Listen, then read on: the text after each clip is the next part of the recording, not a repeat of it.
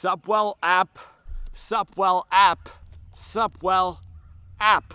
Dog, I don't know if you heard, but I got all these shoes right here on the Supwell app.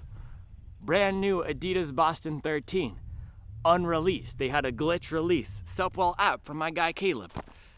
Asics S4 Plus Yogiri, unavailable on the US market, straight from Japan, imported to the US by my guy Kennedy on the Supwell app.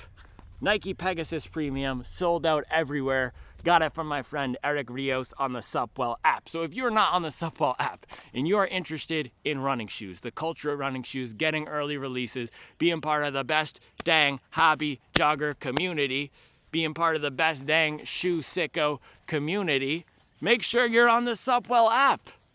All right, it's the best place to be, baby. You're gonna get access to the new shoes. We get a Running Warehouse discount code. I'm launching a new hobby jogger gear discount code, and we're gonna have gear exclusives. Just join the Supwell app. It's a lot of fun. We got all the shoes. We got all the crews. You got nothing to lose.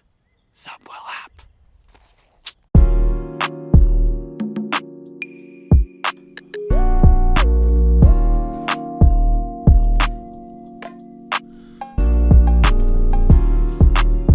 Greetings, Hobby Jogger Nation. In this box, back, look at that Supwell logo right there. We have the Adidas Boston 13. This is one of the recent shoes to come through the office here at the Mint Hill Shoe Market that I got on the Supwell app. Look at this, Japanese market only, the S4 Plus Yogiri. I got this on the Supwell app from my guy Kennedy. Nike Pegasus Premium. Sold out everywhere. I also got this on the Supwell app from my guy Eric Rios. So I'm telling you, man, if you're looking for hard to find shoes, make sure you're on the Supwell app, because just this past week, I've seen multiple pairs of Pegasus Premium for sale on the Supwell app. I've also seen multiple pairs of Adidas Boston 13s for sale on the Supwell app. So the Supwell app's the place to be, bro. And the thing is, it's the best community out there too. So you're going to get deals on these shoes. It's not like StockX or eBay where you're going to have to pay $300, because I don't allow that, because it's hobby joggers looking out for other hobby joggers. If you're sleeping on the Supwell app, let me tell you something. Wake up. Wake up like I did. What time is it? A little time check for you. It's 5:41 a.m. That's what I call sleeping in on a Sunday too. You have to wake up and get to it. All right, opening up this box here. Shout out to my guy Caleb Beck, putting in work, getting me this all the way from Idaho. You ever heard of it? Idaho.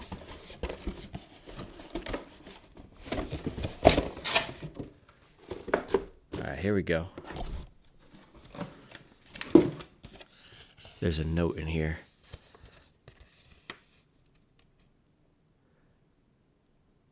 He wrote me a note. I'm not going to read it because it seems like one of those notes that he wrote just to me. But I just want to say shout out to Caleb Beck. He's a real one. He's an OG. He's putting in the work in Idaho. Ever heard of it? A lot of these people never even heard of Idaho. He said he lives near the Canada border. It gets really cold up there. Adidas Boston 13.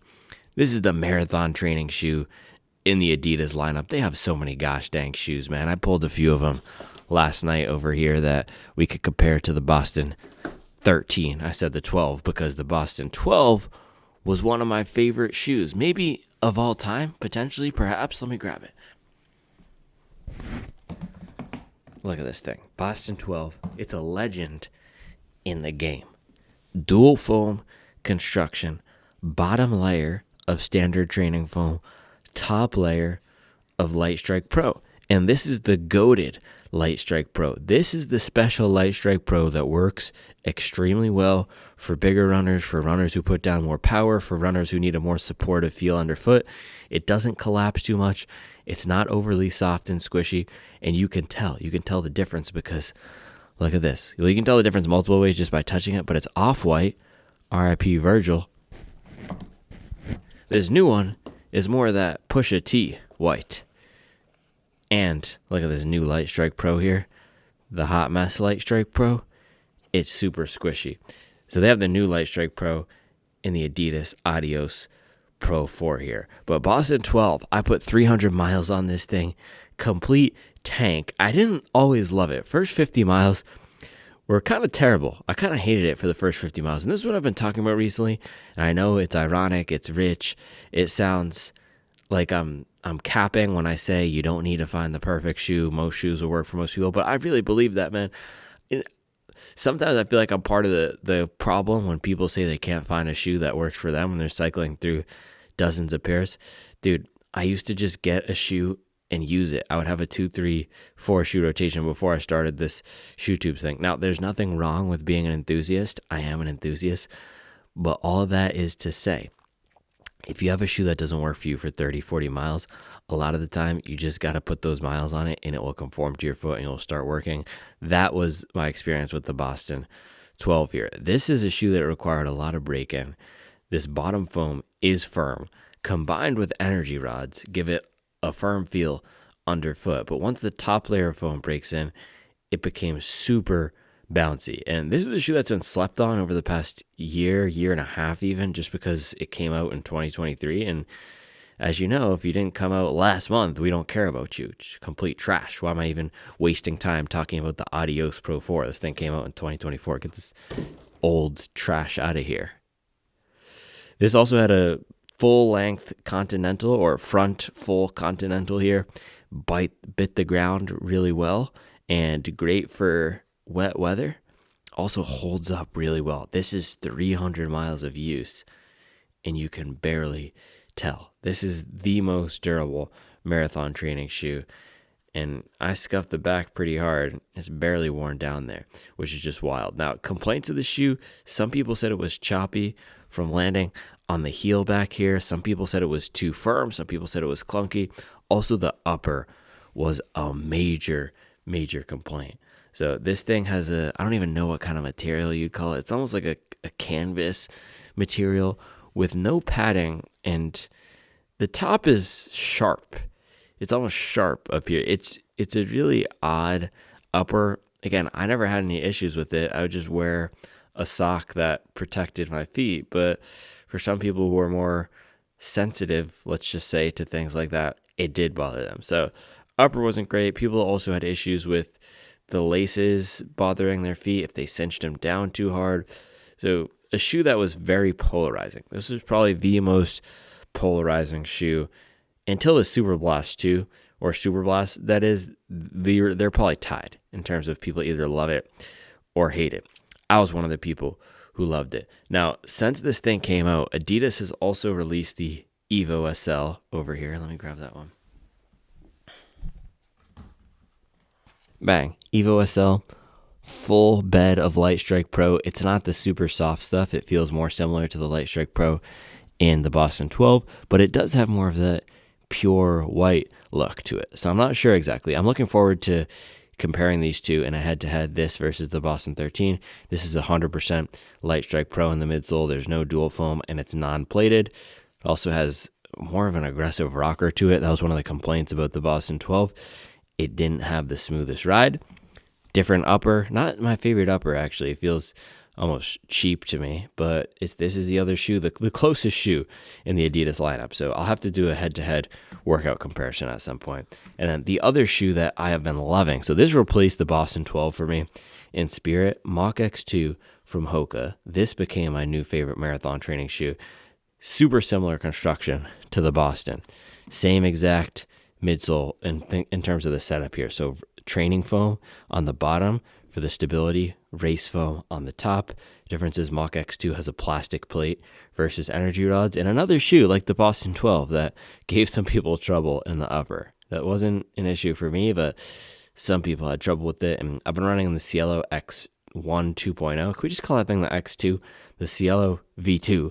I've been running that a lot, and someone commented yesterday that they should have done what the Mach X2, or that the Mach X2 was their favorite and they were disappointed. And I agree. They should have used this geometry down here on the Cielo V2. It's great because this heel feels great for landing back here. The midfoot feels great. It's a very smooth ride that works well for a lot of different foot strikes. It's rare to find speed shoes that work well across foot strikes like that. But with that context, let's open up our Boston 12 here. So, new Adidas box. I have never seen this Adi Zero box. It says faster, fastest, Adi Zero.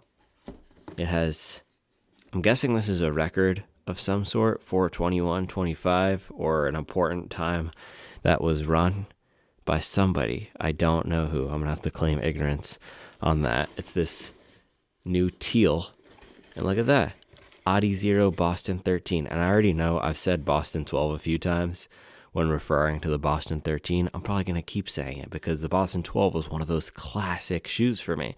300 miles. I never ran in the Boston 11. So Boston 12 for me is the shoe. It's going to take some time to adjust. It's like Saucony Endorphin Speed 3 or New Balance Rebel V3. It's all these shoes that when I first got into this game were the current model generation. So this is the V2. Let's see. Bada boom. Adi Zero Boston. Bada bang. We got a full box here. And we're going to have to do a bada bop when we actually get the shoe out. Bada bop. Man, now right off the bat, I'm going to tell you, this is not a lightweight shoe. But I don't think I mind it. It feels very chunky. It almost feels heavy in my hand. And I think I'm starting to see or even just feel right away what the difference is going to be to the Evo SL. This feels like more that durable workhorse, daily, do-it-all marathon training shoe.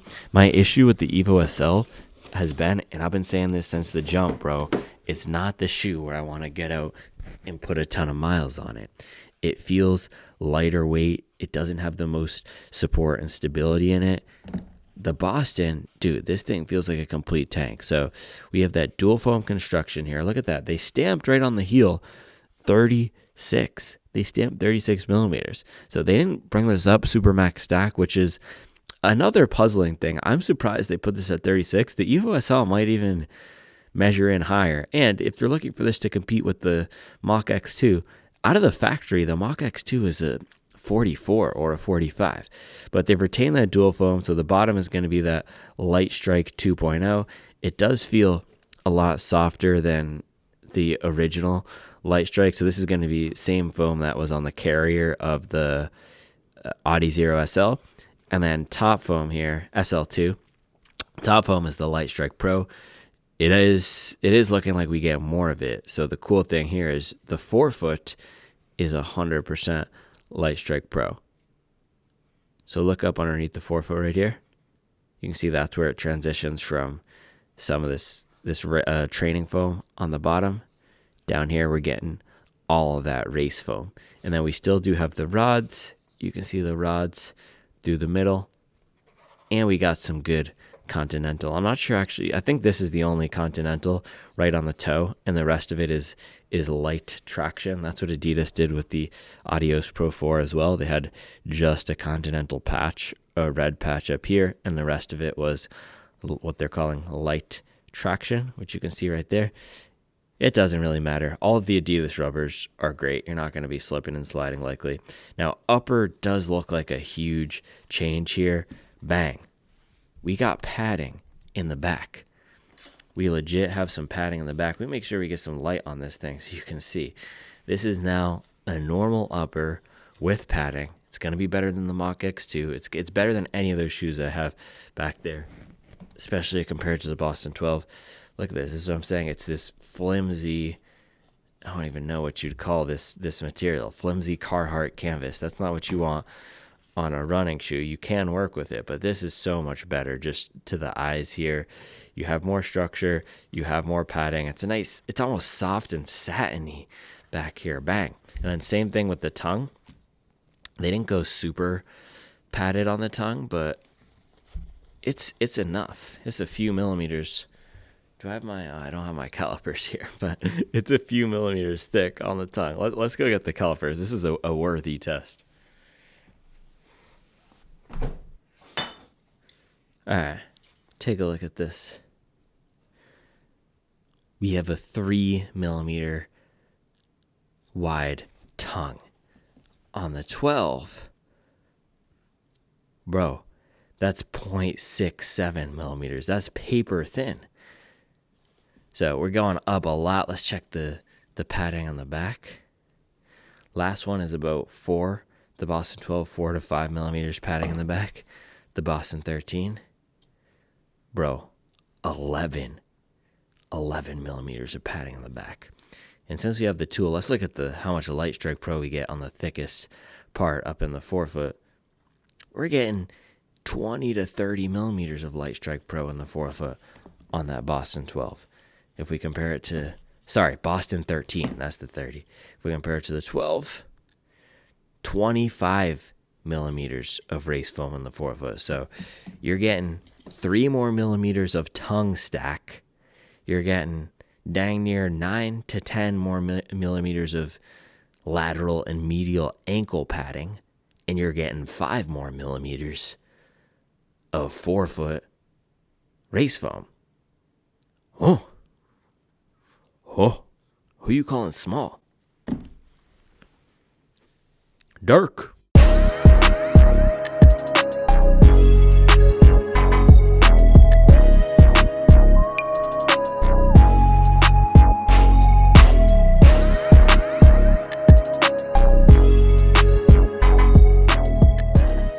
Fun fact, I don't know if a lot of people knew this. I grew up in the greater Boston area. I grew up in a city called Lowell, Massachusetts. It's not Boston, but it's about 40 minutes northwest of Boston. It's one of the great cities in Massachusetts. It was a leader of the Industrial Revolution in the 19th century. It's a mill city. So when I hear Adidas Boston 12 or Boston 13, I think of home. That's what I think of. So let's weigh this thing in. Again, it doesn't feel lightweight. Let's get a benchmark of the 12, which also does not feel lightweight. Maybe that's why they had such a flimsy upper on it.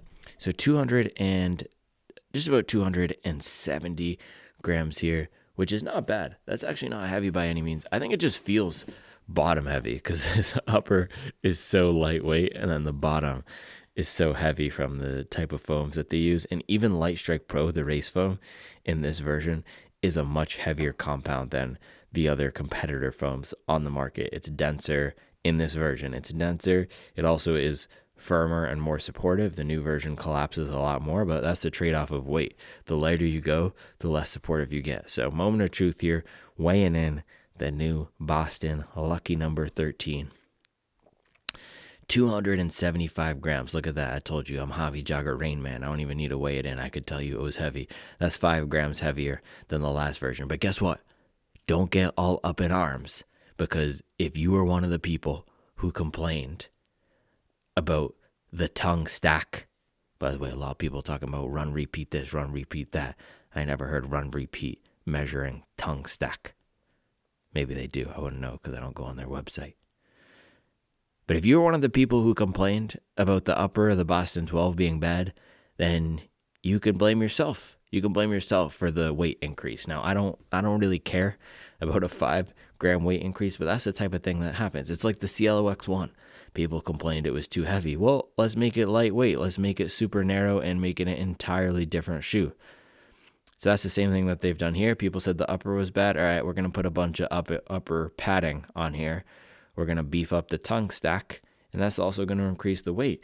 And we're not even going to increase the stack height. This might even be a lower stack height when we measure it in. So that's the trade-off. More comfortable upper, at least from the looks of it, but a higher weight. Let's compare that to some of these other shoes in the category. Just for some context here, Nike Pegasus Premium. I wanted to throw this on because it's another one of the hyped recent shoes that came out. I did a 100-mile week in this guy, and you know where I got it? I'm going to keep saying it. I got it on the Supwell app. So this is 350 grams. It comes in exactly 350 grams on the dot, which is just hilarious. So the Boston 13 and 12, they're not heavy shoes in most standard max cushion shoes. I don't know if I have one around me. I don't have any standard daily trainers around me, but they'll come in around 300 to 330 grams. So The Boston 13 at 275 grams is still a lightweight shoe compared to everyday running shoes. It's just that is not the lightest on the market, which we'll see here when we compare it to even the Evo SL. Now again, Evo SL, 100% of the race foam, no plate, no rods. There's a small midfoot shank piece in here. This guy comes in at 252.5 grams. But again, as I've said, this one feels less supportive to me. This isn't the option that I personally, with high mileage training, am picking for my daily miles, even though I did. I ran a 30-mile long run in this out of the box. I don't know if people know that. So it can do it. It's just is not my preference given the wide swath of options. If I were going to race a road 50K again or do a 30-mile training run again, would I be picking the Evo SL? Absolutely not. It's also one of those shoes where if you're a heel striker, it can exacerbate some of the issues with that foot strike. Now, it's not bad to heel strike, but in a lower drop shoe like this, it can feel super awkward for me. And look at this. It actually forces me to land in a weird way. And you can see I'm scuffing the back here. So some of these Adizero shoes in general for me can feel lower drop than they are due to the bottom geometry. And I really only prefer this for running fast, because when I'm running fast up at the front here, not my efficient distance shuffling form, but really popping off the toe, I did another workout in this. So I've done 2 workouts on the opposite ends of the spectrum. I did a 30-mile long run at a 650 something pace, so more relaxed. Now, a 650 pace isn't super relaxed, but more aerobic pace. And then I did fast repeats at a 450 something pace in this, and it performed well. It would just disappeared on foot. I was able to get up to the front really easily. The bounce was solid. And so that's where I prefer using this shoe, anytime where I could really get the biggest benefit of that 4-foot rocker. And I'm hoping that's the difference that we get in the Boston 12. More support in the back so that it feels more comfortable for heel striking or even just relaxed paces in general. So Evo SL is lighter. Now let's throw on bada bang, Mach X2, which is the current leader in this dual foam marathon training category for me, 267.5 grams. Now, we can say that's lighter on paper, but again, a lot of the fragile foot faction members are making this thing heavier in the next generation. So Mach X3, they're putting the Clifton upper on the back of the Mach X3. That's going to be heavier as well. So you can look at 267.5 and say, oh, okay, that's lighter than the Boston 13. You know why it's lighter? It's because they have a lighter upper. So everything has trade-offs. So the midsoles are going to be just about the same weight. These are going to feel just about the same weight on foot. That is very similar. And now, if we compare this all the way to the lightest shoe that I've brought out today, 213 or 212.5 grams. This is much lighter. It has the newest version of Light Strike Pro, 100% of it. It has a super lightweight upper, and this is an expensive shoe, so they're able to add some technologies that do better at evading the trade-offs, and one of those is this upper material. It's comfortable and lightweight. So I'm sure in the next few generations we'll see this start being scaled out across their shoes, but even if brands can do it, they could have added the upper of this to the Boston 13.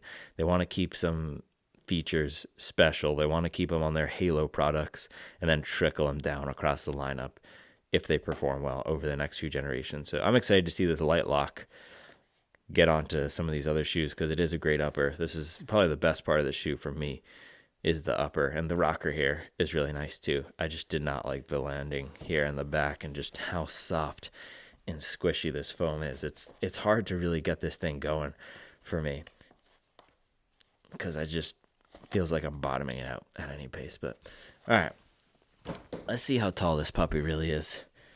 Let's drop that stack check beat.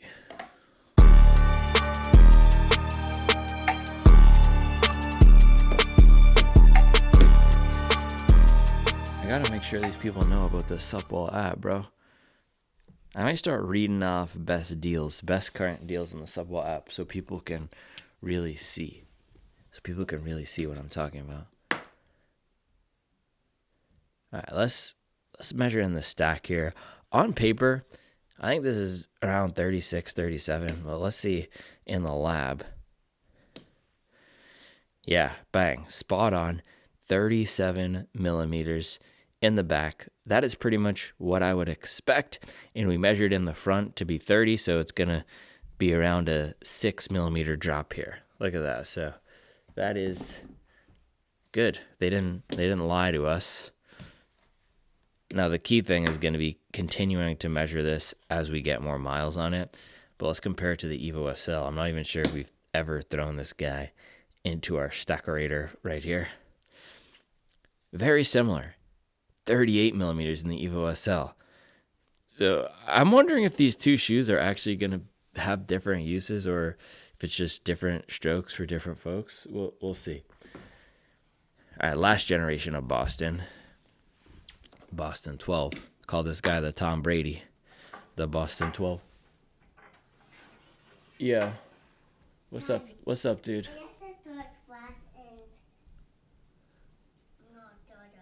You're not tired? Yeah, you want to come? Okay. I don't see my shower. Your flower, yes. There's something in it. Okay, come sit here. All right, this is called the stock check. Okay. Can you say stock check? Okay. Okay. So we're measuring how high all the heel widths are, because the more foam that you have in the back, the more cushioned and comfortable it will be. It's like a pillow for your foot. Pillow? Yeah, a pillow for your foot. So this is 34 millimeters. Can you say 34? You want to see this? This is the new version. Yeah, Boston 13. Boston 13? Yeah. It's crazy. Why is this part? That part? That's a carbon energy rod. It's the same as it's the same as this. This is the rubber. And what is this part? That's the rubber. This is all rubber, so this helps you grip. It's like tires. Helps it grip the ground. Let me see. It's shorter, right? It's fire, yeah. We should do this one first. I already measured that one in. All right, should we do a few more? Yeah. Can you grab me the yellow and white one over there? Oh, okay. Just this one. Okay. Yep. And this one. Bro, 6'11". Yeah, just the yellow.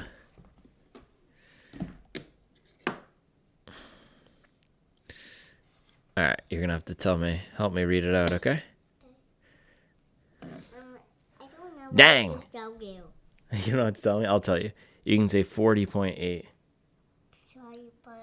Yes. So this is the. Can I hold that? Yeah, you can hold it. So this is the highest one we've measured, Mach X2. So yeah, Hoka decided to go up a lot and stack in the Mach X2 here. So even with, I think I have about 70 or 80 miles on this guy, even with that, the Mach X2 is at 40 and the Boston 13 is down at 37. So more cushion in the Mach X2. This is basically perfect. This is the perfect marathon training shoe for me, other than the upper issues which some people have. So we'll see. Can the Boston 13 come and reclaim it? It's like Succession, right? This was the OG, and then the Mach X2 came, and now this guy's going to have to come in and reclaim its spot. What do you think, buddy? Yes. Breakfast time? I'm only trying to make a breakfast. Breakfast time. Charles sent that boy back to his bed. I didn't know.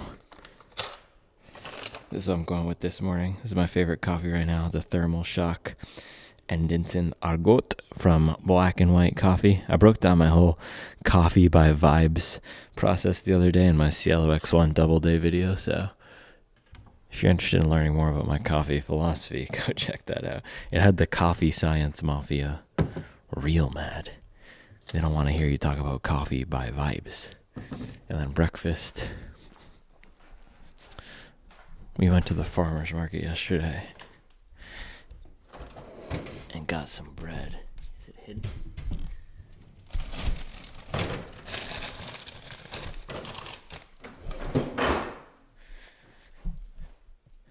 Yeah. I'm going to do some toast from our friends over at Verdant Bread.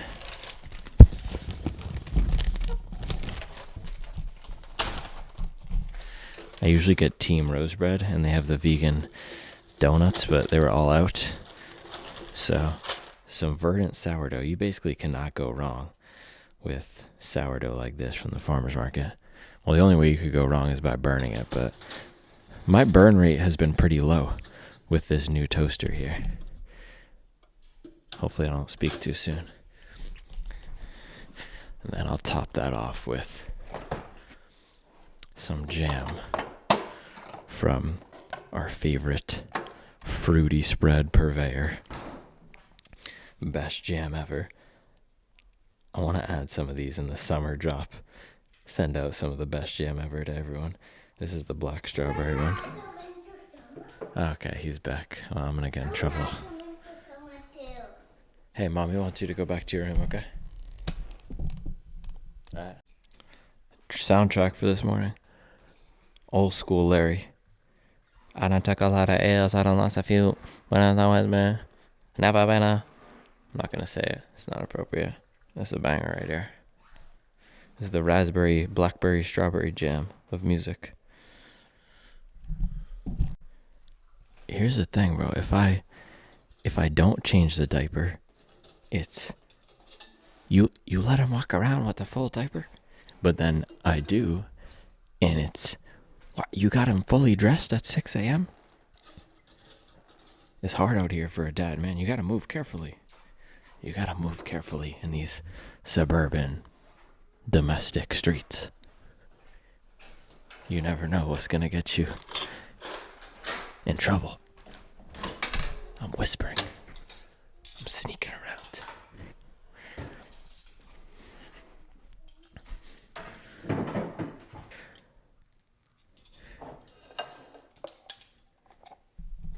By the way, no burnt toast today. I maybe even erred on the side of under toasted, but no, this is crispy. This definitely has that crunchy and crispy outer shell, so we're good to go. You can tell this is going to be a slapper already. Look at that thick crust. It's the Max Cushion gang. All I'm saying, dads, you got to practice. You say, yep. Yeah, yes, I did. I'm sorry. Yeah, I didn't know. I didn't realize. Yeah, you're right. No, totally. Yeah. Yeah, next time I'll do that. Yeah. Yeah, that's my bad. That's my mistake, totally.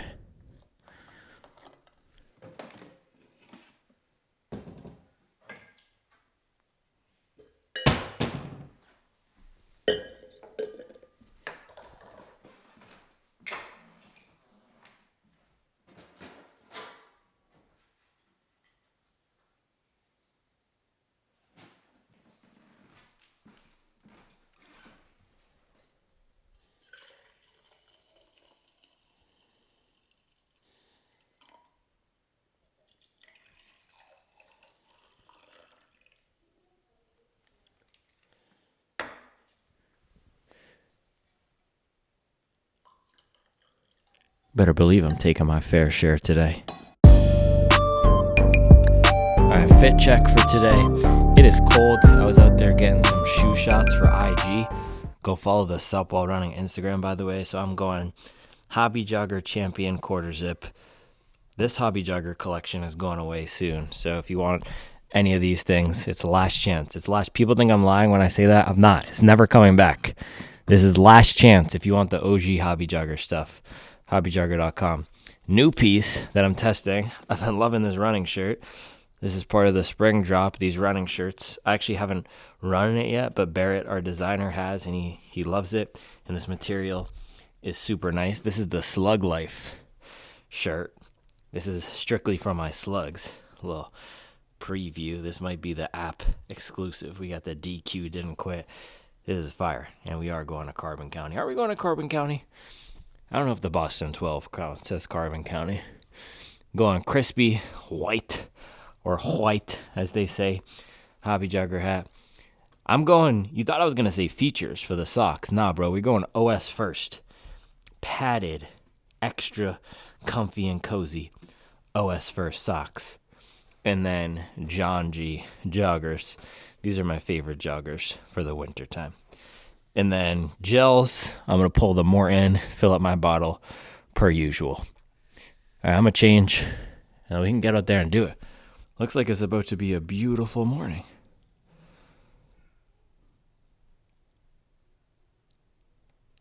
I forgot the QA check. Hold on. Oh, also look at this. So we got a bag. Nice work, Adidas. We got a full bag right here, carrying bag, and we got some backup laces. That's cool. Let me do QA check real quick.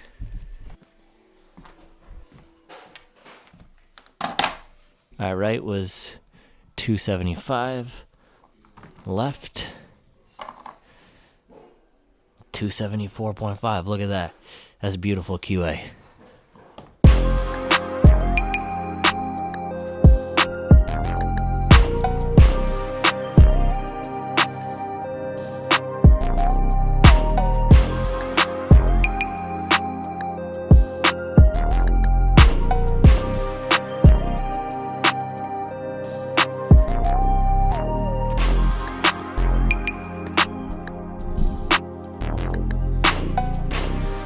Lacing up the Boston 12 here. It's a beautiful late winter, early spring morning.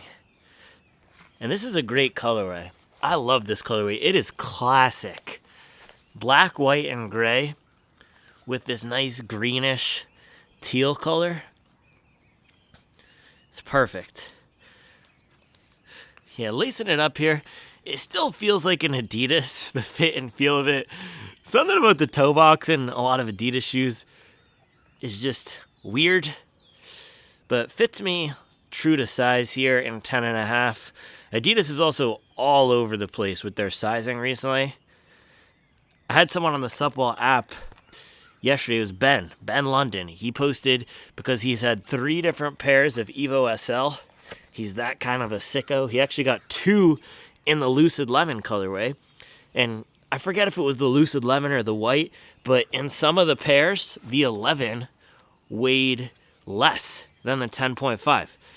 The 11 was something like a 249 gram, 285 and a half on the right, 249 on the left, something like that, and the 10.5s were 250. So Adidas QA has actually been really sketch recently. But these feel solid, lacing them up. It feels like a sturdy shoe. Step-in isn't super comfortable. It's not soft and squishy. You wouldn't expect it to be, but it feels like a nice sneaker. Anytime I look at a pair of Bostons, it feels like an athletic shoe that I want to go bring to a gymnasium. Not a gym, a gymnasium. And go do some calisthenics up in Boston. All right, walk test.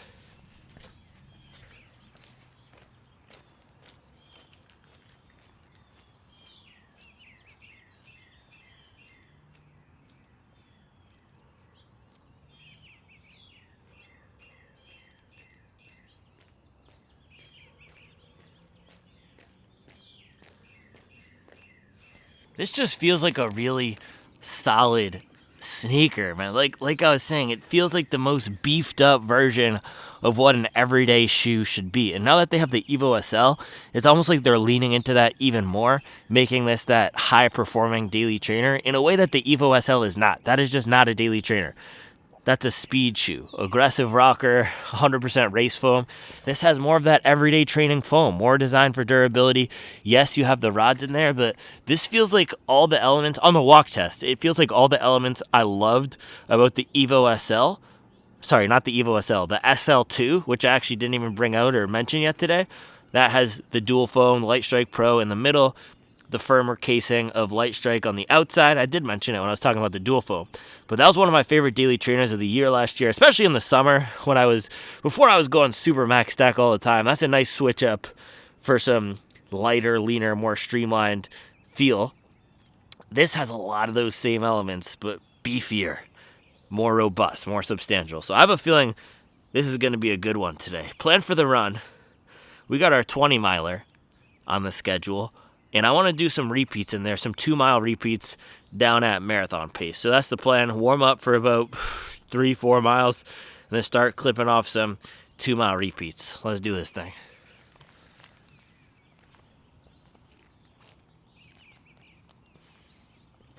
Hold on, quick fit check before we go. It's just these Boston 13, I think they make anything look good. You get the full body, they make anything look good. This colorway is just so good. Combined with the John G's, these are not capris. They kind of look like capris because I'm 6'2". Dude, some European guy asked me if I was lying about my height because apparently Americans lie about their height, he said. I never heard that. He said the American tax. Bro, I'm probably taller than 6'2". You'll see when we meet.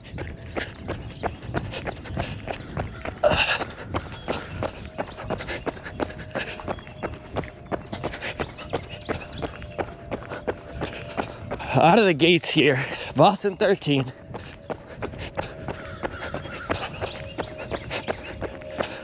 It feels very workmanlike. This is a blue collar Boston type of shoe. And that's the thing with the Boston 12. It took, as I mentioned, 30, 40 miles for me to really warm up to and love that shoe. And by the way, the new Supwell running shirt that I'm wearing underneath here is very breathable. Oh gosh, this is gonna be a good piece for warm weather, but probably should have worn a base layer. But yeah, out of the gates here, it's a very reliable feeling shoe. The bounce is just okay. The protection is feeling pretty good. It feels like a daily trainer. We'll just have to see as the miles come how it does. But upper is great. Fit is great. Feeling very sturdy.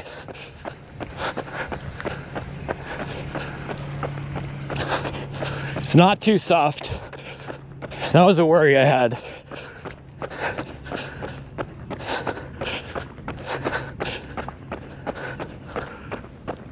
So yeah, let me warm up here. And then once we get a few miles in, start to see if that front Light Strike Pro has the gas. Oh, my guy Jim just drove off. He said, new Boston, Sunday 20. Couldn't get the cameo, but shout out Jim, putting in work. So a few minutes in here, so far this cushion is right in that sweet spot. Not too soft, not too firm. It doesn't have as big of a rocker as the Mach X2. It still has that more traditional SL2 Boston feel, but they have improved the heel geometry. I don't think people are gonna find this as choppy. And the heel feels slightly softer from that Light Strike 2.0. So all good changes so far. I haven't stepped on it yet and gave it any speed in the front, but it feels like the Light Strike Pro is gonna come alive still.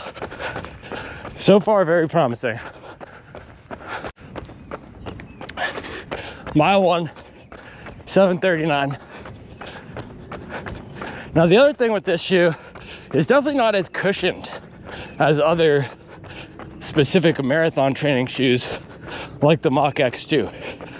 And there's quite a deal of stack difference between this and the Prime X Strong 2, which is, unless I'm forgetting something, the next most expensive training shoe in the Adidas lineup.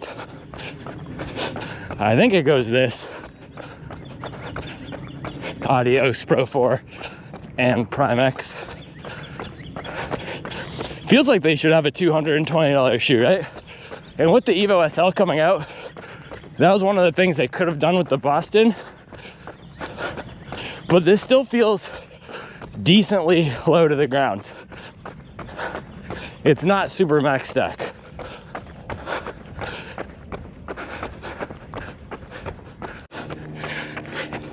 Bro, Supwell slugs doing numbers. We're just coming with the hard to find heaters. Left hook, Peg Premium. Right hook, S4 Plus. Uppercut, Boston 13. Might have to curb stomp them with the Super Blast V3 next week. You don't even know what you're gonna find on the Supwell app. I remember my guy Midlife Runner telling me that he doesn't think shoes like this should have a break-in period. He doesn't want to work to get to the good part. I can understand that. He was one of the people that hated the Boston 12. I didn't mind it. On a training shoe, I don't mind some break-in. But on a $200+ shoe, regardless of the use case, I want it to feel good right out of the box. So this one does feel like we still need some break-in for the midsole to soften up.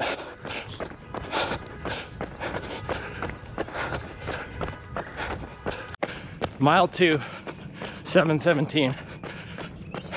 I'm gonna start spinning the legs a bit with some strides. But yeah, as I'm picking up the pace and putting some power down in the front, I'm getting that classic Light Strike Pro energy rod bounce. And it's definitely more of an Adios Pro 3 Light Strike Pro feel than Pro 4. Between mile 3 and 4 here, if I didn't just do a 100-mile week in the Peg Premium, I would consider doing it for this one, but I'm not doing that anymore. I'm not doing those 100-mile week reviews anymore. But it has that feel to it of a daily trainer that's gonna be great at a lot of different types of runs. It feels solid. It's not too squishy. It's not unstable, but yet it's decently lightweight. And if you remember in the lab, I was telling you most max cushion shoes are 310, 320, 330. A lot of daily trainers are 270, 280. This is similar to a Nova Blast 5,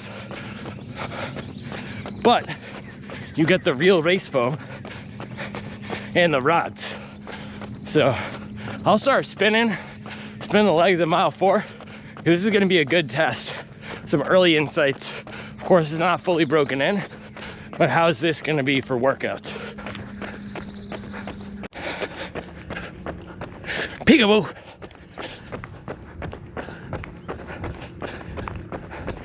I'm also gonna hit this first Morton here. Morton caffeine. Gonna keep those calories and energy flowing. Bro, my marathon pace fitness is garbage right now.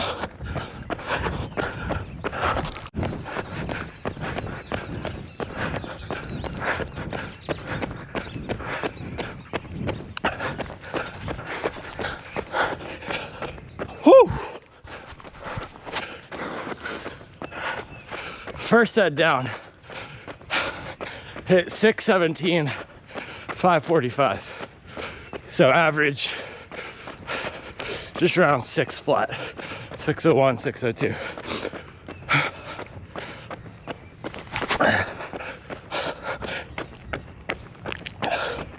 I need to recover. Yeah, my marathon fitness is not there. I've been doing a lot of shorter reps. Whew.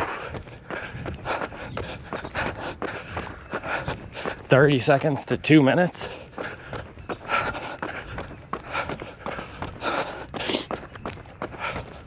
At a much faster pace. So that was tough. And I'm still 7 days off of a 3-hour long run. Still feeling that treadmill marathon, but to be able to come out here and spin a 5:45 That's not bad. So I'm actually gonna take 2 mile recoveries. One, because I want to recover for longer, and two, because I want this workout to take up more of the run, so I don't finish it at mile 11 or 12 and then have 9 miles more to go. So when we get to mile 8, I'll hit the next set. By the way, so far, this is a very comfortable shoe. It's the comfort being the absence of anything bothersome, which was not the case for the Boston 12. The upper is great here. The cushion is just enough without being too much. This might be the best speed training shoe I've tried. That's just perfectly dialed in.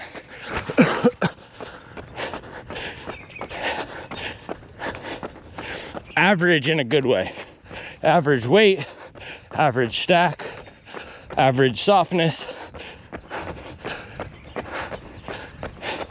It's not giving me a ton more juice, but it's not hurting at all. And the comfort's really good. Easy to run in with that 6mm drop. It's like a lower drop SL2 with some more horsepower. Actually, I would say this has more torque. SL2 has more horsepower. I'll leave that one for the gearheads to decipher. Gosh dang, it's a beautiful morning to pop out with an unreleased shoe and get some more community members to the Supwell app. Supwell app. Let's go.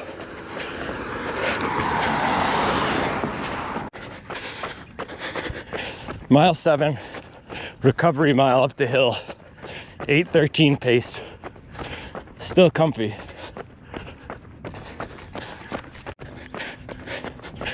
This is almost the anti-Mach X2. Traditional geometry, not a huge rocker, feels flatter. Upper is more traditional. It's a good kind of boarding.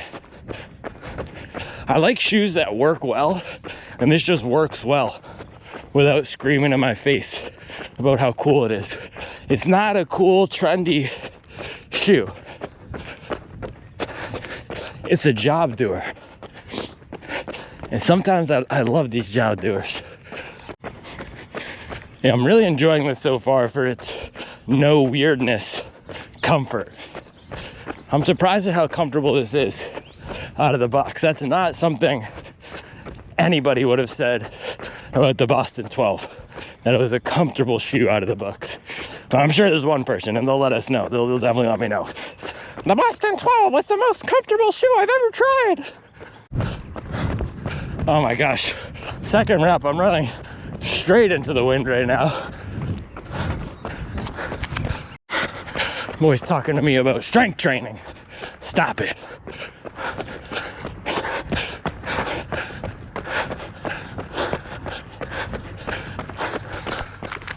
Woo! Went 6 something and I'm 5:39. It's like I upgraded the engine with a turbo. Doing that speed block. I still have a few more weeks left, but man, there's another gear there now. Where before, I would have been maxing out at 540, 550. I can dig, shift into another gear. Looking down at my watch, it's 523. Oh gosh. Bro, there's legit a dog that jumped and I could see his head above the fence. That's not Supwell certified. That's Barefoot Mafia activity. But yeah, man, that's strength right there. If you want to talk about strength training, go run a 126-mile week, capped off with a treadmill marathon in 3 hours, 10 minutes. Put another 100-mile week on top of that, and then spin the legs at 540 and 530. That's the strength I want. That's hobby jogger strength. Ah. What did Larry June say? I don't think I'm better than you, bro. It is what it is. Well, that's fire. That's rare right there. R-Class Mercedes with the kayak. Bust down kayak. That's a man of taste. It's basically the equivalent of seeing an OG Prime X non-strung version.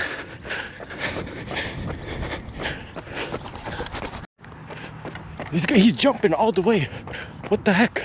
Dude! Do you see that? It's like a 73-inch vertical. That's the same dog. If you remember, if you watched the channel for a few months, that dog that was chasing me when I was running the Diodora Gara OG, that's the same one.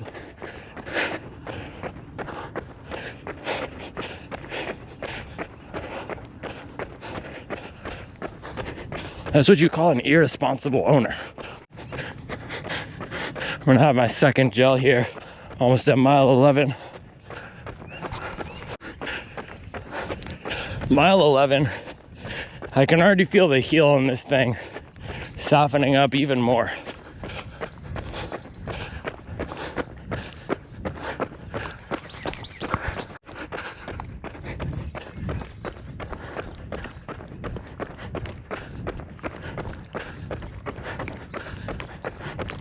It's a beautiful day for some mileage.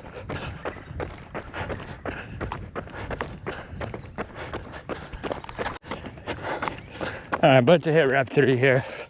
Another uphill one. The first mile of all these sets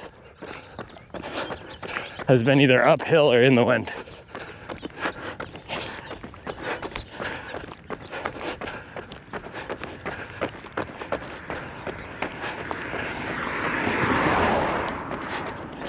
All right, go time. All right, so I was more even that time. 6:04, 5:55. Honestly, I have no idea how I ran a 2:39 at Chicago last year. These paces feel so hard. But that's the whole thing with specific fitness. I haven't worked on my marathon fitness at all. I've been working on speed. So we're at mile 14 here. 6 miles. Cool down. I don't even call it a cool down, just additional accumulation. And we can call it a day.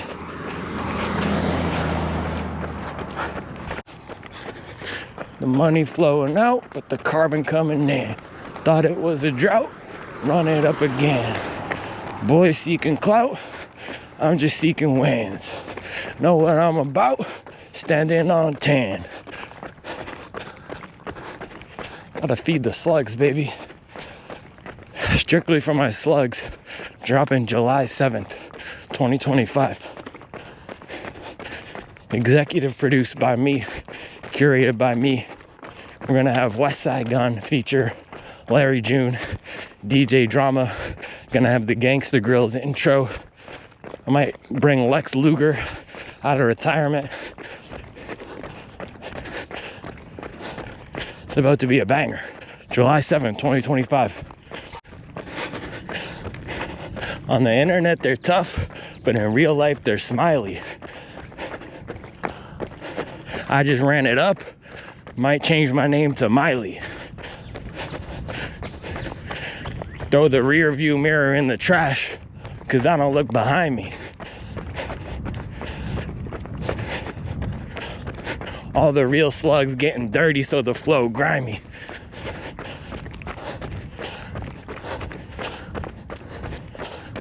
Continental rubber, because the streets get slimy.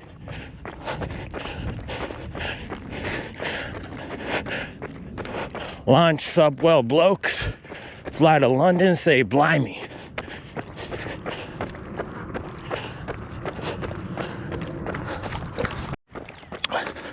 I swear, I just saw a dude come out of this house with a black cat, and they ran in the street, and then they got in a red car right here and drove off. Is that good luck or bad luck? Seeing a black cat in a pair of Boston 13s. I'm gonna get Juicy J on the mixtape too. You know how he does that thing? I'm not gonna say it, but he'll do Hobby Chaka! We jogging, man. Almost at mile 19 here. I think this is going to be one of the best value shoes. Adidas typically makes shoes that last forever. This is super comfortable, and with these rods stabilizing the phone, it's going to retain that pop for a while. So if you actually care about buying shoes that will last, and you're not the type of person with a 30 shoe rotation, and you want 1, 2, or 3 shoes, I could see this working really well. Some sort of a daily trainer, this, and a comfortable shoe, or even a rotation of this and a max cushion shoe. That would be perfect. This and the Mag Max, you'd be set for 18 months. Plus a race shoe if you're racing. Gosh dang, bro, that dog was off leash, chasing me at mile 18, and now it's pooping in my yard.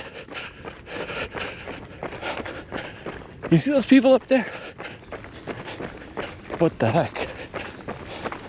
Yeah, they're gonna see that's my yard, and they're gonna be real embarrassed.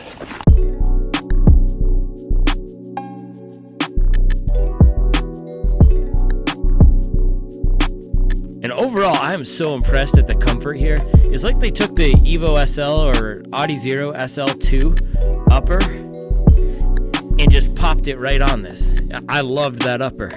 I loved pretty much everything about that shoe. And this has a lot of similar elements.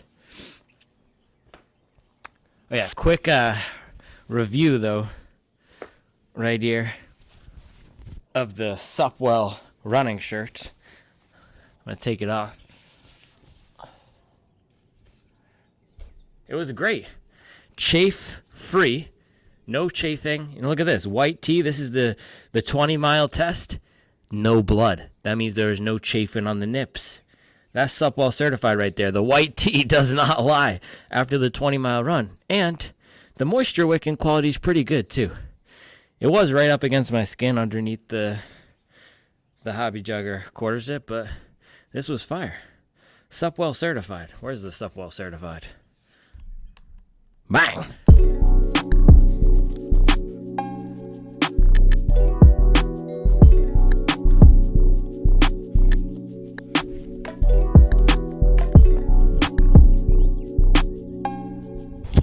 Am I really watching this guy's channel again?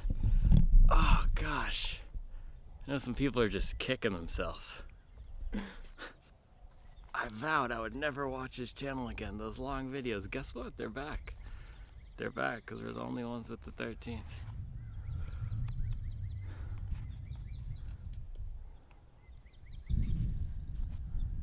Peekaboo! Boom. There we go. 20 miles in the Adidas Boston 13. Man, this is as classic as they come. When it comes to speed training shoes or marathon training shoes, this is like the Asics GT 2000. And guess what? That's on the V13 as well. I think the 13 is just, it either has to be the best generation or the worst generation, because the 880 V13 was the worst generation, but the 1080 V13, that was the best generation. That was a perfect shoe. The Asics GT 2013, I only got one run in that, but that's a classic. That was a really good shoe for what it is, and this is a really good shoe for what it is, man. So what is the Adidas Boston 13? This is a marathon training shoe designed for comfort, speed, support. It's a do-it-all type of shoe, and you can see in the construction here, it has elements that are designed to do different things. So it has a bottom foam for stability, support, and comfort. It has a top foam for speed and pep. It has the rods here to add stability and to give it more of that aggressive race day feel. Without the rods, you might sink into that foam more, and that's something you get out of an Adios 9 or an Evo SL, but the rods theoretically should add more of that snap and should direct your motion forward, so that instead of just sinking in, you get that rocker reinforced. And you can see there is a slight rocker up at the front here, and when you're putting power down into the midfoot and the forefoot of the shoe, you get propelled forward. So we got a 20 piece today. Let's throw it up. Another solid run in the books, and we commit weekly 20s. And how do we do that? Consistency, taking the volume down when we need to, taking the intensity down when we need to. Last week I took the intensity way down. I just accumulated mileage, and then next week I'll get back to it. But this was a solid run. The plan going into it was 3 by 2 mile repeats. So first one I hit, I think 6:17, 5:45. The second one was around 6:05, 5:39, and then the last one was 6:05, 5:55. And on all of those first miles, it took some time for me to get warmed up each time, but also I was either going a headwind or uphill, so I got to negative split, which was nice. But this was a really solid shoe for this type of a run. This is exactly what this shoe is designed to do. It's supposed to be that long distance marathon training shoe that has versatility, that has do it all. And they've accomplished that really well in here. They've made some key changes from the 12. For example, upper, more padding. The back, it's less clunky. It feels way smoother in the heel area. And the foam is also, out of the box, a lot softer in the heel. It doesn't feel as firm, and it feels, dare I say, smooth. A quality which not a lot of people would have associated with the Boston 12. The thing is, though, it's not the most explosive, and it's not the most exciting. So if you're searching for the bounciest marathon training shoe, sometimes people ask me, what's the bounciest shoe out there? This is not it. That would maybe be the Mag Max. For some people, the Super Blast. In the Adidas lineup, it would be the Prime X Strong. Either the OG, if you could find it, for example, on the Supwell app, which is where I found this one. If I forgot to mention that, I should say it again. I got this shoe for my friend Caleb on the Supwell app. Make sure you're on the Supwell app if you're interested in these types of shoes. But yeah, this is not the bounciest shoe out there. It's not even close. What it is solid, smooth, direct, comfortable, reliable. And whenever I come across a shoe like this, you already know what I'm going to mention probably. The Brooks Ghost Max 2. The Brooks Ghost Max 2. That is my barometer for normal comfort, for reliable smoothness, for get-her-done-ness. This has that get-her-done quality. There's nothing wrong with it. There's no weirdness, and I love coming across shoes like this. Yes, I love the bangers. I love the explosively bouncy shoes that give us crazy rides, like the Nike Pegasus Premiums of the world, the Hoka Skyward X of the world, those shoes that are different. But a lot of the times, those shoes also have fatal flaws in them. The Skyward X for me doesn't, but it's a heavy shoe. That's 330 grams. This is 270 grams in my size, 275. So 55 grams lighter. That's what, 20% lighter? And yeah, it doesn't have as much stack, but the weight isn't holding it back. And as I got to the end of this run here, let's throw it up again. You could see I was cruising at an 8 flat pace, but sometimes with the heavier shoe, those slower paces, even though you have more cushion, with the heavier shoe, it can feel like you're getting weighed down. With the even Mag Max sometimes, and the Skyward X especially, I don't love clipping off recovery because the benefit that you get from the balance of the foam and the heaviness that comes with having that excessive balance like a Prime X Strong just feels like too much shoe for me, especially at 160 pounds. Now, sometimes I feel like a bigger runner because I'm 6'2" and I'm running faster for these workouts at a 550 pace. That's a lot of impact force when I'm getting down to 550, 540, 530, especially with my 170 per minute step per minute cadence. That's a lot of force in these shoes. But other times when I'm shuffling along at an 8-minute recovery pace, that's not a lot of force on the shoes. So for a shoe like the Prime X Strong or the Hoka Skyward X, I can't always get the biggest benefit if I'm doing a long run like this where it's mixed pace, and those shoes are really only going to feel great for me when I'm getting down to 7 flat or faster. The thing with this is it has a lot of range and versatility. It feels like the best version of what a normal everyday shoe should be, and I've come across a few of these recently. 880 V15, Hoka Bandai, that has more stack, but very similar type of shoe where it's normal. Adizero SL2 is another one from last year. This feels like it's borrowing elements from all those types of shoes. You get the nice cushion in the back, but not too much. You get a great upper, just enough protection in the forefoot, plus the pop of the race day foam. So it brings together a lot of those elements really well. And I think if you're the type of person who wants 1 shoe, 2 shoes, 3 shoes, you're gonna really love this. For some other people, it might be that type of shoe where, like the Super Blast, starts to get buried in that rotation. This is a first run review and we gotta get some more miles in it, but it wasn't the best at any one thing. When I was getting down to 550, 540, 530, I wasn't getting the most explosive bounce. It was a shoe similar to the last version, and this is what I love about the Boston series, that lets me do the work. And at times I've had love affairs with the Nike Pegasus, with the Saucony Ride, with the Adizero SL OG, those firmer or more standard type of shoes. We call them workhorse shoes. What is a workhorse? It's a shoe that can take a lot of beating. You're out there on the frontier, just working every day. You need something that's rugged, reliable, tough. That's a workhorse. It has that character to it where I feel like I can put a lot of miles on this thing and it's gonna stand up. It's not gonna give me as much as even the Evo SL or the Mach X2 maybe, but the corollary, the other side, is I get to the end of this 20-mile long run and it still feels great. It still feels comfortable. So let's go through those 3 questions that we answer whenever we do these first run reviews.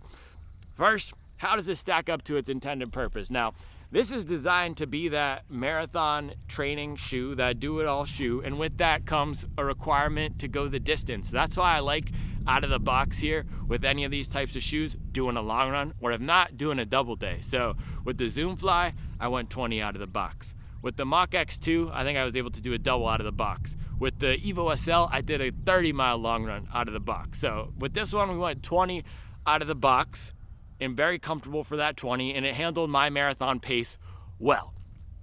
Now, the second question that I love to answer here is, how does this compare to the others in the category? And this is where I'm looking at the Mach X2 in particular, and I want to do a head-to-head. It doesn't have the same juice.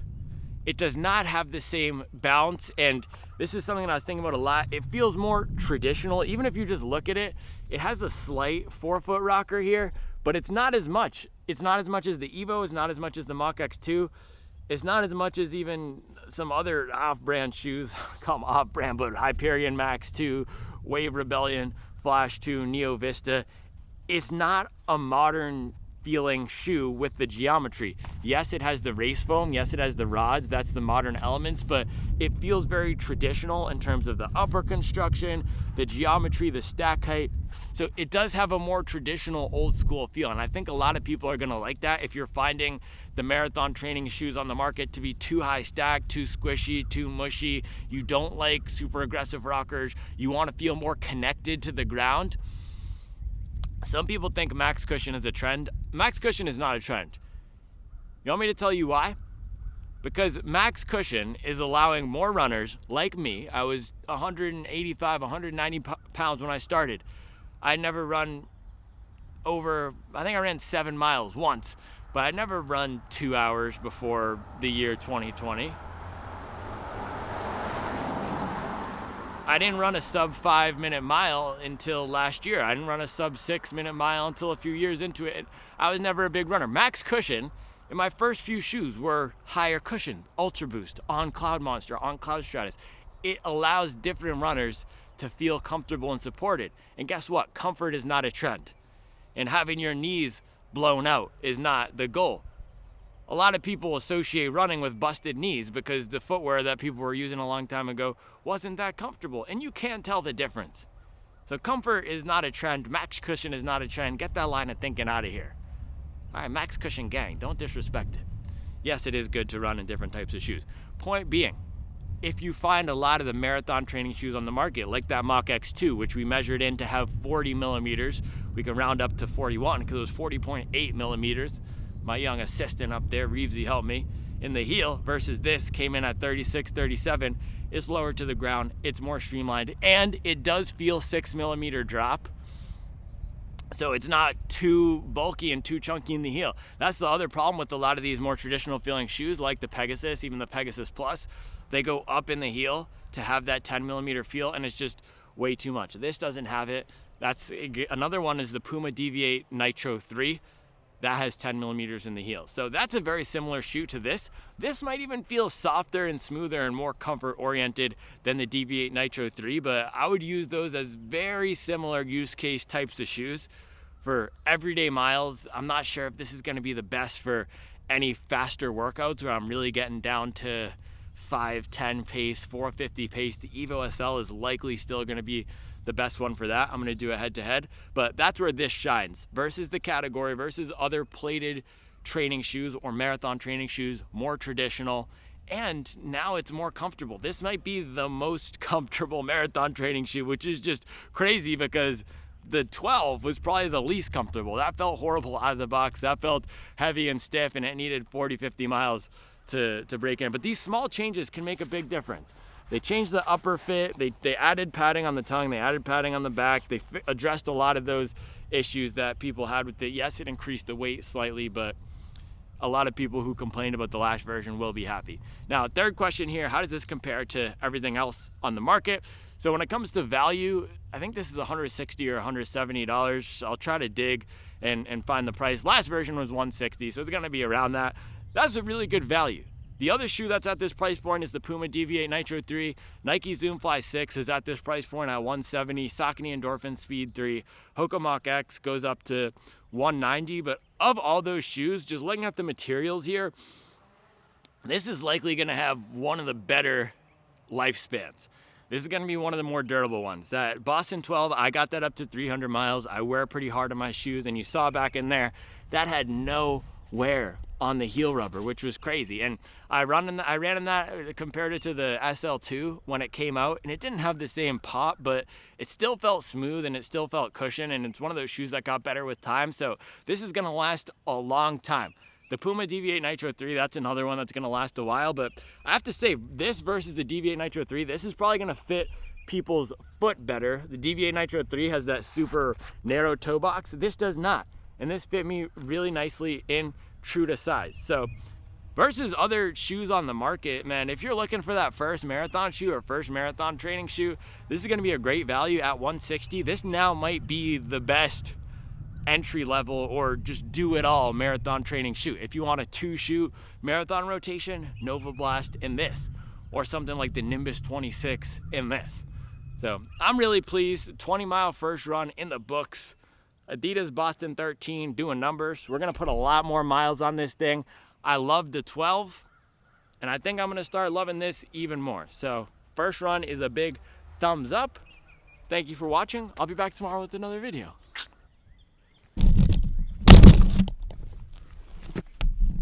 Oh man, the camera fell. Did I forget to talk about the Supwell app? Did I talk about it enough? Supwell app. Supwell app.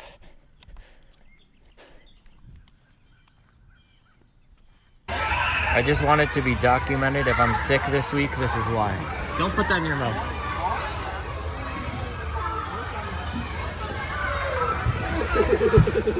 Ah!